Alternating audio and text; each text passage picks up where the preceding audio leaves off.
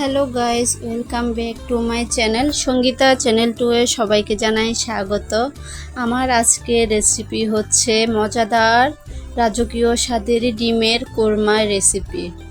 তো মুখে লেগে থাকার মতো একটা রেসিপি, আশা করি পুরো ভিডিওটি দেখবেন। তো আর বেশি কথা না বলে চলো ভিডিওতে চলে যাই।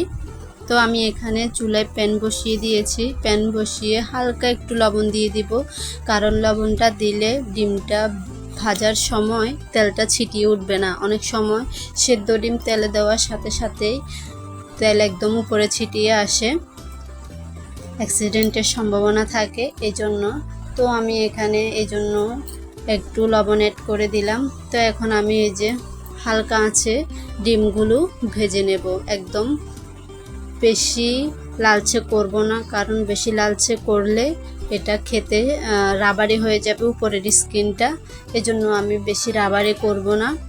তো এভাবে হালকা একটু ভেজে আমি এখন উঠিয়ে নিব বোলের মধ্যে। তো এতটুকু এরকম করে ভাজবেন, এর বেশি ভাজবেন না ডিম। যদি পারেন আরও একটু কম ভাজবেন, না হলে আবার ডিমের কালারটা, কোরমার কালারটাও সুন্দর হবে না। তো আমার ডিম ভাজা হয়ে গেছে, এখন আমি এটা উঠিয়ে নিলাম। এ পর্যায়ে আমি দিয়ে দেব তেল। তো আমি আবারও আরেকটু তেল দিয়ে, তো আমি সাদা তেল দিয়ে রান্না করতেছি। আমি এখানে হাফ কাপ পেঁয়াজ কুচি দিয়ে দিলাম।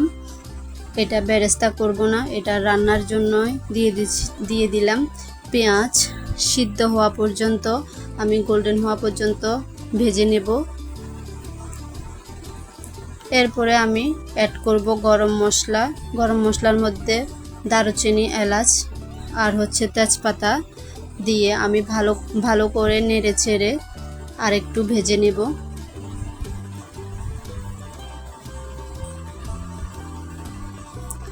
এরপরে আমি অ্যাড করব মশলা।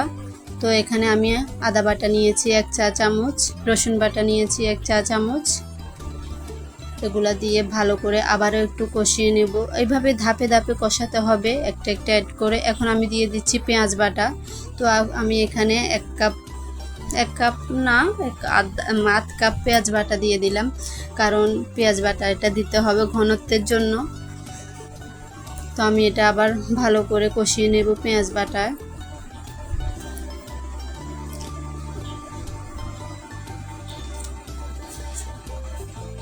এরপরে আমার পেঁয়াজ বাটাটা কষানো হয়ে আসলে এখন আমি অ্যাড করব হচ্ছে বাদাম। এখানে আমি নিয়েছি কাজু বাদাম আর কাঠবাদাম। তো আপনারা চাইলে কাঠবাদাম ইউজ করতে পারেন, কিংবা শুধু কাজু বাদাম ইউজ করতে পারেন। আবার কেউ যদি এগুলো না থাকে চীনা বাদামও অ্যাড করতে পারেন। তো আমি এখানে কাজু বাদাম আর কাঠবাদাম অ্যাড করেছি। তো এটা দিয়ে আমি আরও কিছুক্ষণ কষিয়ে নিলাম।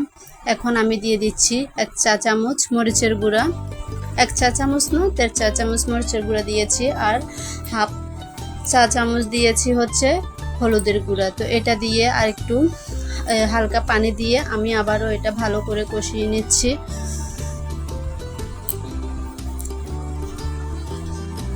এই যে একদম ভালো করে কষাতে হবে। তো এ পর্যায়ে আমার প্রায় কষানো হয়ে গেছে, একদম তেল উপরে উঠে আসা পর্যন্ত কষাতে হবে। এরপরে আমি এখানে দিয়ে দিলাম টক দই। আমি এখানে হাফ কাপ টক দই দিয়ে দিলাম, এতে করে কোরমার ইয়েটা ভালো আসবে। টক দই দিলে কোরমার ফ্লেভারটা অনেক ভালো হয়, আর এটা দিতে হয় না দিলে কালারটা সুন্দর হয় না। তো এখানে আমি টক দই দেওয়ার পর হালকা একটু পানি দিয়ে এরপর দিয়ে দিলাম জিরার গুঁড়া অ্যাড করে দিলাম। এখন আবারও কিছুক্ষণ আমি ভেজে নেব। আমার খুব ভালো করে কষানোর পর যখন দেখবেন তেল ছেড়ে দিবে, তখন অ্যাড করতে হবে সেদ্ধ করে ভেজে রাখা ডিম। তো এভাবে আমি আবারও একটু ডিম দেওয়ার পর হালকা করে একটু কষে নেব। ডিমের কোরমা রান্না করে আমার তো খুবই ভালো লেগেছে। তো আমি এবার পানি অ্যাড করে দেব। পানি না, আমি এখানে গুঁড়া দুধ দিয়ে হালকা গরম পানি দিয়ে গুলে রেখেছিলাম, সেটা আমি দিয়ে দিচ্ছি। এই যে দিয়ে দিলাম পরিমাণ মতো। এটা আবার কষতে কষতে যখন পানি কমিয়ে আসবে, তখন দিয়ে দিব কাঁচামরিচ। কাঁচামরিচটা দিতে হবে ফ্লেভারের জন্য, ফ্লেভারটা খুবই ভালো হয় কাঁচামরিচ দিলে। তো এইভাবে ডিমের কোরমা রান্না করে যদি আত্মীয় স্বজনকে খাওয়ানো যায় তখন সবাই কিন্তু আপনার প্রশংসা করতে বাধ্য হবে, সবাই আপনার কাছে রেসিপি জানতে চাইবে। আশা করি আমার আজকের ভিডিও আপনাদের কাছে ভালো লেগেছে।